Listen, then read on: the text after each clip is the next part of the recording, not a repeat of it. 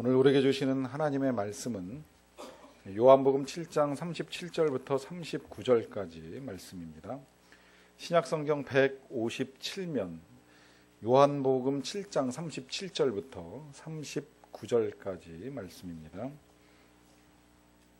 이 계시의 말씀을 받들어 읽어드릴 때 살아계신 주님의 음성을 들으실 수 있기를 바랍니다. 명절 끝날 곧 큰 날에 예수께서 서서 외쳐 이르시되 누구든지 목마르거든 내게로 와서 마시라. 나를 믿는 자는 성경의 이름과 같이 그 배에서 생수의 강이 흘러나오리라 하시니 이는 그를 믿는 자들이 받을 성령을 가리켜 말씀하신 것이라. 예수께서 아직 영광을 받지 아니하셨으므로 성령이 아직 그들에게 계시지 아니하시더라. 세상에 살아가는 모든 생물들이 존재하는 데 있어서 꼭 필요한 것을 꼽으라고 하면 그것은 아마 공기와 또 물을 꼽을 것입니다. 이 물이라고 하는 것이 어떤 생물에게 있어서나 꼭 필수 불가결한 요소입니다. 동물이건 식물이건 또 심지어 버섯이나 곰팡이 그리고 박테리아까지도 물 없이는 존재할 수가 없습니다. 우주과학자들이 별을 연구할 때에 그 별에 생명체가 있느냐 없느냐의 문제는 그 별에 물이 있느냐 없느냐의 문제를 가지고 판단을 하게 됩니다. 그만큼 물 자체가 생명이 살고 또 생명이 자라가는 데 있어서 필수 요소이기 때문입니다. 그래서 한겨울에 꽁꽁 얼어붙었던 냇물이 봄이 되어 함께 녹아내려서 골짜기를 따라 흘러내리는 소리는 듣기에 따라서는 생명의 소리이고 또 생명이 흘러가는 소리라고 할 수 있습니다. 농부가 농사를 짓기 위해서 아무리 땅을 잘 일구고 또 열심히 씨를 잘 뿌렸다라고 해서 농사가 끝나지는 않습니다. 거기까지는 잘 했는데 비가 내리지 않거나 혹은 심겨진 씨에 물을 줄 수 없으면 지금까지 땅을 일구고 또 씨를 뿌린 것은 모두가 다 헛수고가 됩니다. 그래서 비가 내리지 않고 가뭄이 길어지게 되면 타들어가는 땅만큼이나 농부의 가슴도 타들어갑니다. 이제나 저제나 비가 내릴까 하여 기우제를 지내기도 하고 혹은 특별기도회를 하면서 어서 속히 비가 내리기를 간절한 마음으로 기다리는 일을 하게 됩니다. 그래서 우리나라에서는 가뭄을 대비하기 위해 댐과 저수지를 건설하고 가뭄을 극복하며 농사를 짓는 일을 해왔습니다. 그러나 이스라엘과 같이 비가 많이 내리지 않는 나라에서는 모아놓은 물도 별로 많지 않고 또 제때에 비가 내리지 아니하면 그의 농사를 완전히 망치게 됩니다. 과거는 더더욱 그랬습니다. 오늘 성경 본문은 명절 끝날이라고 하는 표현으로 시작이 되는데 이 명절은 초막절입니다. 초막절은 이스라엘의 3대 절기 중에 하나입니다. 그들은 이스라엘 백성이 광야 40년의 생활 속에서 초막에 거하면서 광야를 지내왔던 것을 기념하는 날로 이 절기를 지킵니다. 이 절기는 가을 추수가 다 끝난 10월경에 지키는 것으로 되어 있습니다. 이 절기의 특징 가운데 한 가지는 명절 끝날이라고 하는 이 마지막 날, 보통 8일째가 되는 날인데 이 8일째가 되면 아주 특별한 행사를 합니다. 그 행사는 이 절기를 지키기 위하여 예루살렘 성 안에 모여들었던 모든 사람들이 그 성전으로부터 시작을 해서 한 10km 정도 떨어져 있는 그 실로암 연못까지 두 줄로 일렬로 서가지고 제사장들의 뒤를 따라 행진하거나 제사장들이 행진할 수 있도록 도와주는 일을 하는 것입니다. 그러면 제사장들은 성전 안에 있었던 금 항아리를 가지고 그 길을 따라서 실로암 연못까지 내려가 가지고 실로암 연못에 있는 물을 길어다가 다시 성전으로 올라오는 일을 하게 됩니다. 이때 올라오면서 제사장들이 그냥 올라오는 것이 아니라 양옆에 도열해 있는 그 이스라엘 백성들에게 이사야 12장 3절의 말씀으로 찬송을 불러줍니다. 너희가 기쁨으로 구원의 우물들에서 물을 기르리로다. 너희가 기쁨으로 구원의 우물들에서 물을 기르리로다. 이렇게 제사장이 선포를 해주게 되면 양옆에 서 있었던 백성들은 또 시편 118편 25절로 화답을 합니다. 여호와여 구하옵나니 이제 구원하소서. 여호와여 구하옵나니 이제 형통케 하소서. 이 말씀으로 서로에게 이제 화답하는 일들을 하게 됩니다. 이렇게 행사를 진행하는 이유는 이제 두 가지입니다. 첫째는 이스라엘 백성들이 물이 없는 광야에서 애타게 목말라 할 때 하나님께서 물을 마실 수 있도록 반석을 쳐서 구원의 샘물을 흘려주셨던 것을 기념하는 것입니다. 또 그리고 이제 추수가 다 끝난 다음에 하나님께서 금년에도 풍성한 비를 내려주셔서 그 비로 말미암아 우리가 이렇게 풍성한 수확을 거둘 수 있게 된 것에 대한 감사하는 의미로 하나님께 예식을 올려 드리는 것입니다. 이 물의 중요성을 시각적으로 다시 확인하고 그 물을 허락하시는 하나님께 감사를 드리는 일을 하는 것입니다. 이처럼 물이라고 하는 것은 생명에 있어서 꼭 필요한 것입니다. 생명이 유지되고 또 생명이 성장함에 있어서 물이 필요합니다. 그래서 씨를 심는 것도 중요하지만 그 씨가 잘 자라갈 수 있도록 물을 주는 것도 동일하게 중요합니다. 고린도 교회는 이제 세워지고 나서 시간이 흘러가다가 교회가 분열에 휩싸였습니다. 교회가 갈라지기 시작을 했어요. 초대 목회자로 사역을 했던 바울을 지지하는 사람들과 바울의 뒤를 이어서 사역을 하게 되는 아볼로를 지지하는 사람들 사이에 갈등이 형성이 되기 시작을 했습니다. 이 갈등을 알고 있었던 사도 바울이 고린도 교회에 편지를 보냅니다. 그 편지가 고린도전서입니다. 3장을 읽어나가다 보면 사도 바울이 그 고린도 교회 성도들에게 이렇게 가르쳐 줍니다. 나는 심었고 아볼로는 물을 주었으되 오직 하나님께서 자라나게 하셨다. 그러니까 자라나게 하신 분이 하나님이라고 하는 사실을 먼저 인정을 합니다. 그리고는 심는 것과 물 주는 것의 가치를 동일하게 생각을 합니다. 그러니까 심겨지는 것도 중요하지만 자라는 것도 중요하다는 거예요. 믿음이 심겨지기 위해서 초대 사역을 했던 사도 바울도 또 그 믿음이 잘 자라도록 도와주었던 아볼로의 사역도 그만큼 중요하다라고 하는 것입니다. 그만큼 심는 것 못지않게 물 주는 것이 중요하다라고 하는 걸 우리가 다시 생각을 해볼 수가 있습니다. 말 그대로 정말 심지 않고 물을 주는 건 진짜 헛된 일처럼 보일 것이고요. 바꾸어서 심었지만 물을 주지 않는 것도 역시 모든 일을 망치는 결과를 가져오기 때문입니다. 그러므로 우리가 미래에 대해서 어떤 선한 계획을 가지고 또 꿈을 그리고 만약에 우리가 믿음의 씨앗을 심었다라고 하면 이제 그것이 잘 자라갈 수 있도록 도와주는 일을 하여야 합니다. 잘 성장할 수 있는 여건을 조성해 줄 필요가 있습니다. 때로는 가뭄이 길어서 비가 내리지 않을 때 농부들이 저수지에서 물을 길어다가 타들어가는 논밭에 물을 주려고 애를 쓰는 것처럼 우리는 씨앗이 우리가 꿈꾸는 일들이 잘 자라갈 수 있도록 필요한 물을 주는 일을 할 수 있어야만 한다라고 하는 것입니다. 그래서 꿈을 갖는 것도 중요하지만 우리가 꿈을 이루기 위해서 대가를 지불하는 일도 절대 게을리해서는 아니 됩니다. 우리가 그런 말을 자주 듣습니다. 꿈은 이루어진다. 소망하면 성취된다. 반드시 이루어진다. 특히 긍정의 힘이라고 하는 걸 우리가 배우면서 우리가 인생에 그렇게 될 것이라고 생각하는 것들이 반드시 그렇게 되리라고 하는 믿음만 있으면 그렇게 될 것이라고 하는 말씀을 듣습니다. 여러분, 이건 온전한 진리가 아닙니다. 우리가 생각하는 것이 그렇게 되기를 이루어지기 위해서는 과정이 필요합니다. 하나님은 절대 이 과정을 무시하지 아니하십니다. 이 과정 중에 우리가 치러야 될 대가가 있습니다. 노력해야 되고 땀을 흘려야 됩니다. 때로는 눈물을 흘리는 일이 있을 수가 있습니다. 그래야만 우리는 씨앗이 자라나고 그 자라난 씨앗에서 열매를 볼 수가 있는 것입니다. 이게 물을 주는 것입니다. 우리가 땀을 흘려야 될 때 땀을 흘리지 아니하면 뒤늦게 더 많은 땀을 흘려야만 하는 일이 있을 수 있습니다. 지금 좀 힘들고 눈물 나는 고통이 있다 할지라도 그것을 지금 감당하지 아니하면 후일에 더 많은 눈물을 흘려야 되는 결과를 볼 수도 있습니다.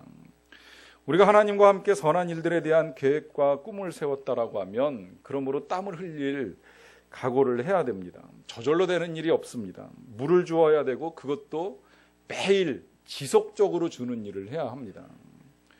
엊그제 병원에 다녀와서 의사 선생님하고 잠깐 대화를 나눌 기회가 있었습니다. 의사가 저한테 권고를 합니다. 운동을 하는데 하루에 많은 양을 하려고 욕심을 내지 말고 매일이라도 조금씩 하십시오 하는 부탁이었습니다. 지극히 상식적인 말씀인데 다시 생각을 해봤습니다. 우리가 건강을 위하여 하루 3시간, 4시간 땀을 흘리는 것이 필요한 것이 아니라 매일 조금씩 30분이라도 매일같이 쉬지 않고 하는 것이 훨씬 더 중요하다는 말씀이죠. 매사가 그렇습니다. 우리가 어느 날 하루 정말 꿈을 꾸고 그 일에 에너지를 다 쏟아붓는 것이 중요한 것이 아니라 지속적으로 나의 삶에 필요한 물을 공급해 나가는 일들이 있어야 된다라고 하는 것입니다. 잘못해서 우리가 욕심사납게 씨앗이 빨리 자라라고 씨앗을 심어놓고 그 씨앗에다가 온갖 물을 다 갖다 부어준다고 해서 그 씨가 자라는 것이 아닙니다. 오히려 그 씨는 그 많은 물을 감당치 못하여 썩는 결과를 가져올 수도 있다라고 하는 것입니다. 이 씨앗을 썩히는 일은 이런 일들로만 야기되는 것이 아니라 또 이런 경우도 있을 수 있습니다. 분명히 물이라고 하면 생명력 있는 물을 주어야 합니다. 물에 생명력이 있어야 됩니다. 아무 물이라고 다 되는 것은 아닙니다. 씨가 마르고 땅이 타들어간다고 해서 그냥 시궁창에 가가지고 아무 꾸정물이나 갖다가 부어준다고 해서 그 씨가 다 자라는 것은 분명히 아닙니다. 오히려 그 나쁜 물은 씨를 썩게 하는 결과를 가져올 수도 있습니다. 이것은 우리가 자녀를 기르는 데 있어서도 그대로 적용이 됩니다.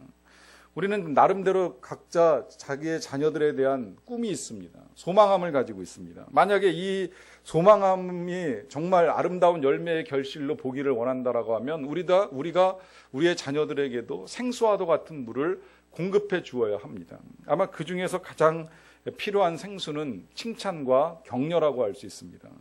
반대로 야단과 잔소리는 생수 같지만 그것은 실은 썩은 물입니다. 당장은 생수처럼 보이지만 그러나 시간이 지나면 그것은 자녀들의 가슴에 상처를 만들어내고 그래서 나중에는 씨가 썩는 결과를 가져올 수도 있습니다. 이 상처라고 하는 것은 우리의 영혼을 썩고 병들게 합니다. 그러므로 우리는 칭찬과 격려하는 일을 통해서 생명력 있는 능력을 가지고 우리의 자녀들이 자라갈 수 있는 것을 도와주어야 합니다. 만약에 이러한 씨앗이 우리의 영혼 속에 담겨진 꿈이라고 하면 그땐 또 우리가 우리 스스로를 칭찬하고 격려하는 일을 해야 됩니다. 여러분, 이 일을 자주 하는 것은 아주 좋은 일입니다. 예를 들어서 어느 날 갑자기 이제 큰맘 먹고 모처럼 묵상을 한번 했다고 그냥 가정을 합시다. 묵상을 하고 나면 참 좋습니다. 그러면 여러분 그 일을 어쩌다 한번 한 걸 가지고 우리가 누구한테 가서 내가 오늘 묵상을 했다고 자랑하는 일은 쉽지 않잖아요. 그러면 스스로가 스스로를 칭찬하시면 됩니다. 잘했다고 격려하십시오. 그리고 한마디 덧붙여서 내일도 한번 해보자고 하는 말씀을 해보십시오. 기도가 중단되었다가 다시 기도하는 일을 시작을 했을 때 그 기도가 끝나고 난 다음에 일어서기 전에 자기 자신에게 칭찬하는 일을 하십시오. 잘했다. 계속해서 한번 매일같이 이런 식의 기도의 기간들을 가져보자라고 하는 칭찬을 해주는 일을 하시라는 것입니다. 선한 일을 하고 난 다음에도 그 선한 일을 인정해 주거나 본 사람이 없을지라도 내가 나를 먼저 칭찬해 주는 일을 하는 것은 좋은 일입니다. 기분 좋지 않냐고 스스로에게 질문도 해보십시오. 그래서 계속해서 그런 일들에 대한 선한 열망들을 가지고 살아갈 수 있도록 자기 자신을 독려하는 일은 아주 귀한 일이 될 수 있습니다. 때로는 이런 일들이 잘 진행되다가도 멈추어지는 일이 있습니다. 긴 시간 동안 중단되는 일이 있을 때 자칫하면 그런 상황들을 사탄은 이용을 합니다. 그래서 넌 별 수 없다고, 너는 그 정도밖에 안 된다라고 하면서 자꾸 우리를 깎아내리고 우리에게 또 다른 상처가 덧나게 하고 우리가 자라나는 일을 방해할 수 있습니다. 그럴 때 우리에게 필요한 것이 격려입니다. 이 또한 새로운 생소로 우리에게 생명력 있게 자라가는 일을 도와줍니다. 다시 도전하라고, 다시 시작해보라고, 지금까지 안 됐지만 내일이라도 또 다시 한번 해보라고 하는 음성을 우리 스스로에게 들려줄 필요가 있습니다. 아니, 내일로 미룰 것도 아니고 지금 당장이라도 다시 결단하고 새로 도전해볼 것을 북돋아주는 일이 우리에게 필요하다라고 하는 것입니다. 그러나 우리 스스로 이런 일들을 해나가는 것이 결코 쉽지는 않습니다. 지금 당장 결단을 하고 내일 큰 일을 이룰 것처럼 오늘 꿈을 꾸고 씨를 심는다고 할지라도 우리는 금방 그 일을 이루어가지 못하는 우리 자신을 발견할 때가 있습니다. 그래서 좌절하고 낙심합니다. 우리 자신에게 실망을 합니다. 하나님은 우리가 이렇게 연약하다라고 하는 걸 너무나도 잘 알고 계시기 때문에 그래서 우리에게 성령님을 보내어 주신 것입니다. 성령님은 다른 이름으로 보혜사라고 하는 표현을 사용을 합니다. 보혜사라고 하는 것은 보살피고 은혜를 베풀면서 도와주는 사역자를 말합니다. 성령이 이와 같이 우리를 도우신다라고 하는 의미를 가지고 있습니다. 오늘 본문 37절과 38절에서 예수님은 이렇게 말씀을 하십니다. 누구든지 목마르거든 내게로 와서 마시라. 나를 믿는 자는 성경의 이름과 같이 그 배에서 생수의 강이 흘러나오리라. 누구든지 목마르거든 와서 마시라 그래요. 여기서 이제 목마르다라고 하는 표현을 사용을 하십니다. 아마 예수님이 이 말씀을 정말 물이 필요해서 육신의 갈증을 느끼는 사람들에게 하신 말씀이 아니라는 것을 우리가 잘 알고 있습니다. 여기 목마름이라고 하는 것은 우리의 영적인 상태를 말하는 것입니다. 우리 모든 사람들은 한결같이 다 영혼의 목마름을 가지고 살아가고 있습니다. 어느 재산이 많은 사람이 신문에 이런 광고를 실었습니다. 누구든지 자기 인생에 정말 만족한다고 자신 있게 말할 수 있는 사람, 그리고 그 사실을 증명할 수 있는 사람에게는 10만 달러를 상금으로 주겠습니다. 정해진 날짜가 되었을 때 수많은 사람들이 몰려 들어왔습니다. 그래서 자기 자신이 얼마나 행복한지를, 또 얼마나 만족스럽게 삶을 살아가고 있는지를 증명하려고 애를 썼습니다. 어떤 사람은 자기 직업에 만족을 합니다. 내 직업이 너무나도 만족스럽고 행복해서 이 세상에 더 불만이 없다고 털어놓았습니다. 또 어떤 사람은 자기 삶의 만족함을 누리는 이유가 함께 사는 아내가 흠잡을 데 없이 너무나도 잘 해주기 때문에 그것이 너무 행복해서 아내만 있으면 자기는 더 바랄 것이 없다고 하는 말도 했다고 합니다. 아마 이런 말씀하실 분이 이 자리에 많으시리라고 저는 믿습니다. 그 다음에 또 어떤 사람은 유명한 학교에서 권위 있는 학위를 받았기 때문에 또 그 학위를 가지고 가르칠 수 있는 일을 할 수 있기 때문에 만족스럽다고 생각을 합니다. 사람들은 이런저런 이유를 가지고 와서 자기가 가장 세상에서 만족스럽고 행복한 인생을 살고 있다고 하는 이야기를 했습니다. 그런데 상금을 받아가지고 돌아간 사람은 한 사람도 없습니다. 무엇 때문일까요?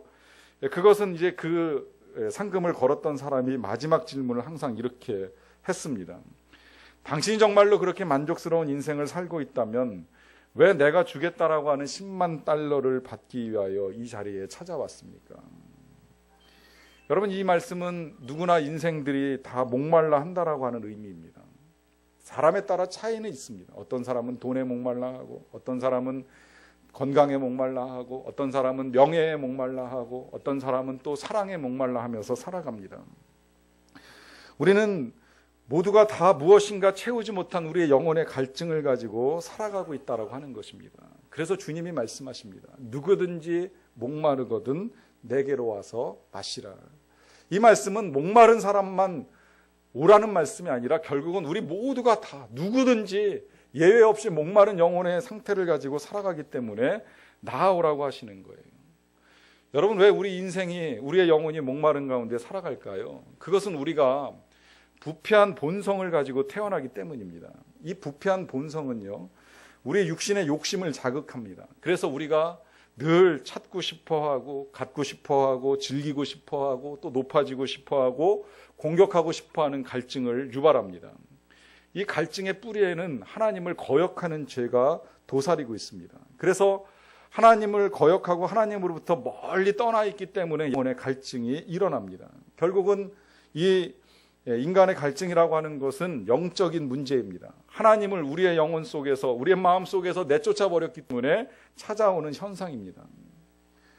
낙타와 사슴은 때때로 그 광야 사막에서 함께 거하기는 합니다. 그런데 조금 다른 특성이 나타납니다.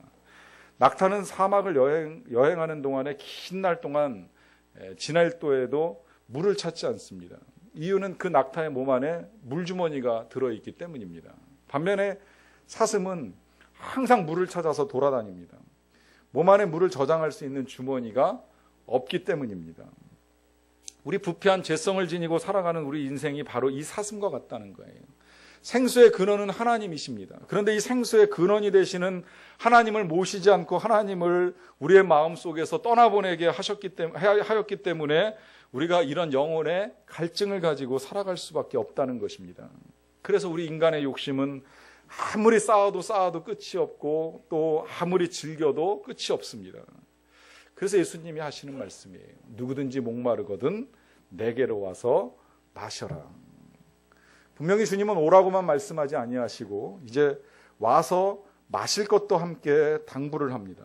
그렇게 되면 이제 그 배에서 생수와도 같은 샘물이 흘러나오게 될 것이라고 말씀을 하셨습니다. 여기서 이 생수라고 하는 것은 이제 주께서 허락하시게 될 성령을 일컫는 말씀이라고 그 밑에 39절에서 부연 설명을 해 놓으셨습니다. 그러니까 결론인즉슨 예수님을 믿고 성령을 받게 되면 그 성령의 은혜로 말미암아 더 이상은 영혼의 목마름 없이 살아가게 될 것이라고 하는 말씀입니다. 자, 그렇다면 이제 여기서 우리가 생각을 해봐야 될 것이 있습니다.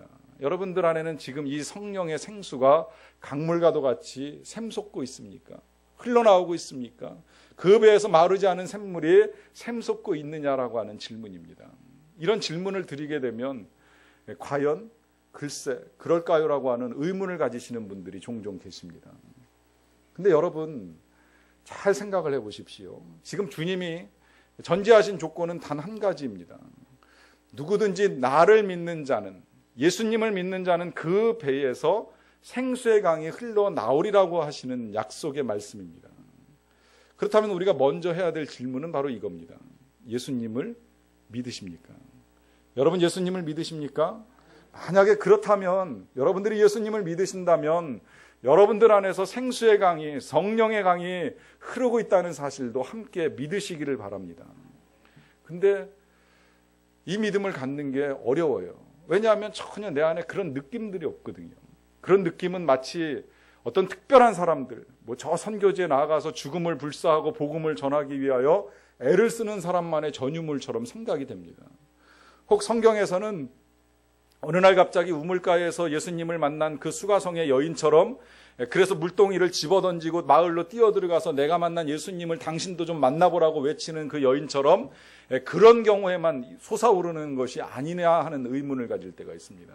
마치 삭개오처럼 예수님을 한번 보려고 나무 위에 올라갔다가 예수님을 직접 대면해보고 그 예수님이 내려오라고 하시는 말씀을 듣고 너무나도 감동이 되고 감격해서 내 재산의 절반을 나누어서 불황한 사람을 도와주겠다라고 하는 그런 사람들 속에서만 솟아오르는 것처럼 생각할 때가 있습니다.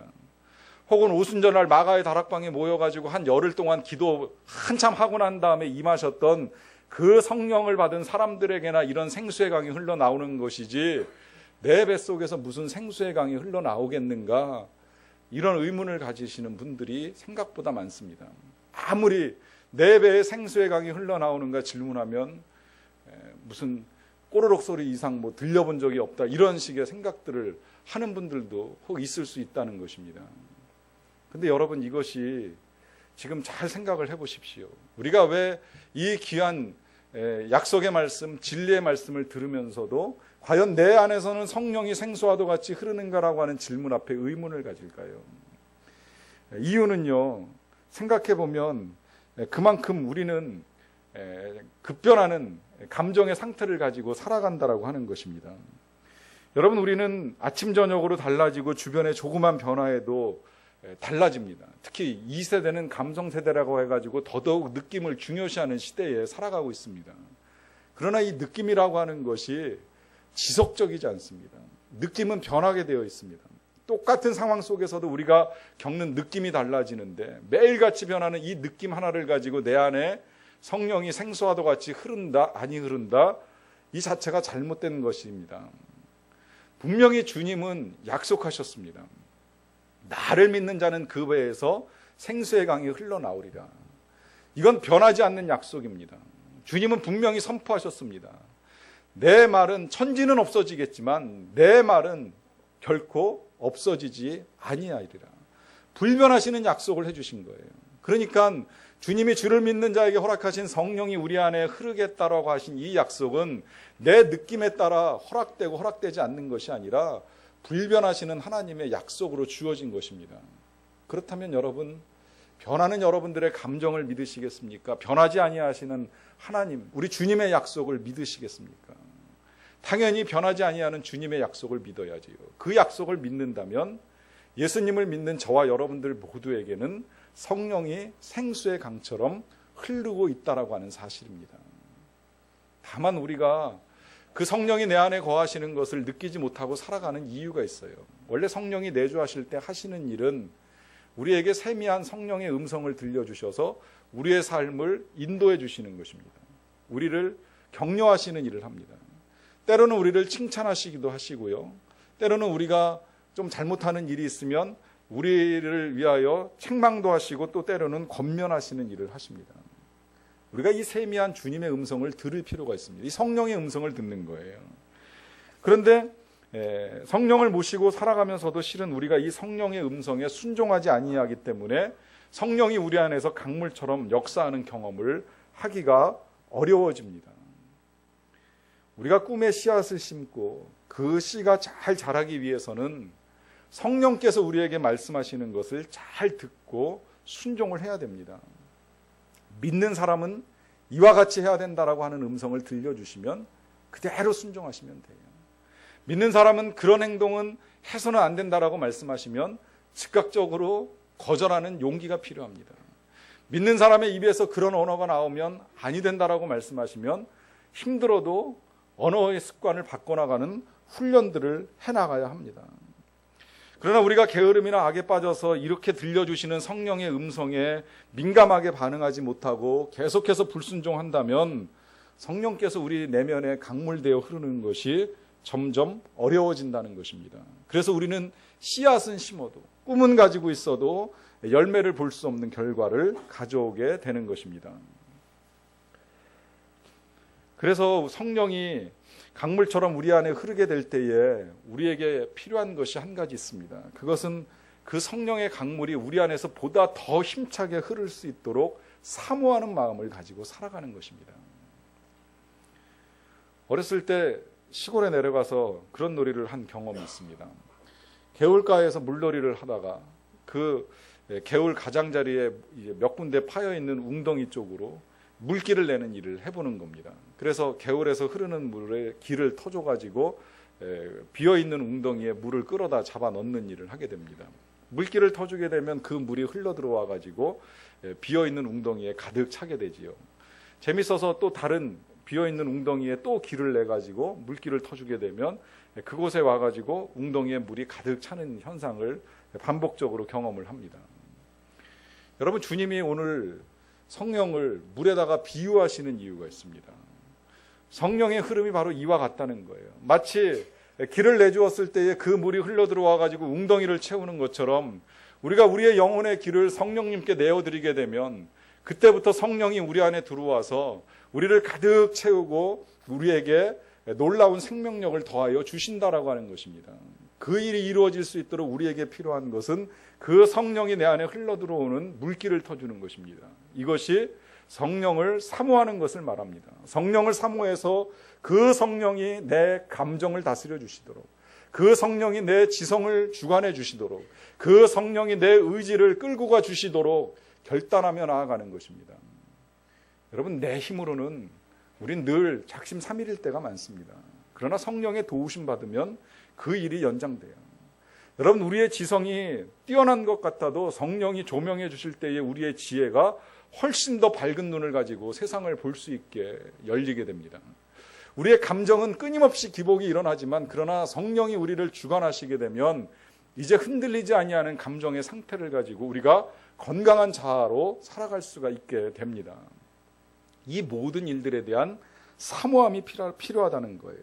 그렇게 해서 성령의 생수가 우리 안에 흘러들어오게 되면 이제 그때부터 우리는 성령의 음성을 듣습니다. 성령이 칭찬해 주시는 음성을, 성령이 격려해 주시는 음성을 듣습니다. 이 일로 말미암아 우리의 꿈이 자라고 우리 영혼의 씨앗이 자라게 됩니다. 우리의 믿음이 자라게 됩니다. 이 모든 일들은 열매로 드러납니다. 결과로 드러나고 주님은 마지막 때에 그 열매를 추수하시겠다고 말씀을 하십니다. 이 성령의 생수를 공급받음으로 말미암아 풍성한 열매로 하나님께 영광을 올려드릴 수 있는, 또 기쁨의 추수를 할 수 있는 저와 여러분들이 다 되시기를 간절히 축원합니다. 기도하시겠습니다. 사랑과 은혜가 풍성하신 아버지 하나님, 우리는 우리의 인생에서 풍성한 열매를 추수하기를 소망을 합니다. 그래서 땅을 일구기도 하고 씨앗을 심기도 합니다. 그러나 우리의 삶이 여기서 멈추지 아니하게 하여 주시옵소서. 그 씨앗이 자라가는 데 필요한 생수를 공급하는 일을 우리가 게을리하지 아니하도록 도와 주시옵소서. 무엇보다도 주의 성령이 우리 안에 충만하게 임하기를 간절히 구합니다. 주의 성령 임하셔서 우리를 격려하시고 우리를 위로하시고 또 우리를 칭찬하시고 우리를 일으켜 세워 주시옵소서.